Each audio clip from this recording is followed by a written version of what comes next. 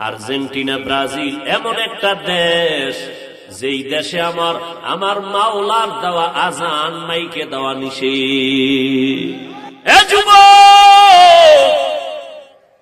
মানুষের চলাচলের রাস্তা আটকাইয়া যারা পর্দা লাগায় খেলা দেখো, ইসলাম নিষেধ করেছে মানুষের চলাচলের পথ বন্ধ করবি না, হারাম। এরপরে গোল হইতে গিয়া এমন জোরে চিল্লাই উঠছ দরজোর, তোর চিৎকারের আওয়াজে পাশের ঘরের বাচ্চা লাফ দিয়া ভয়ে কান্না শুরু করছে, মা ভয় পেয়ে গেছে। এই মা যে তোরে বরদোয়া দিছে, বল এই বরদোয়ার শাস্তি কেমনে সহ্য করবি?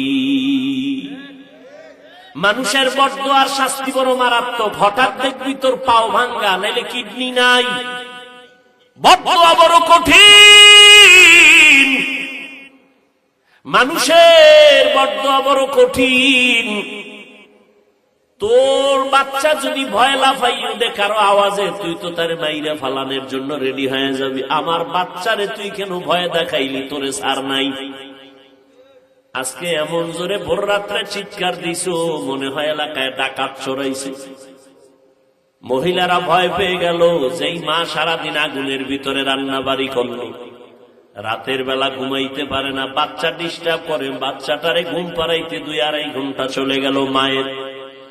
সর্বশেষ আম্মা জান একটু আরামে ঘুমাবে, দিলি না, তুই ঘুমাইয়া চিৎকার দিয়ে ঘুমটা ভেঙ্গে দিলি।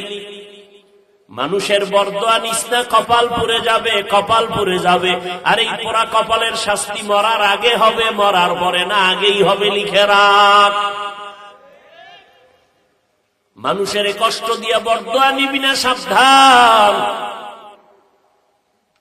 ও আল্লাহর বান্দা, সারা রাত খেলা চাইলি, ফজরের নামাজ পড়লি না, এশার নামাজও পড়লি না, একদিন তো মরবি।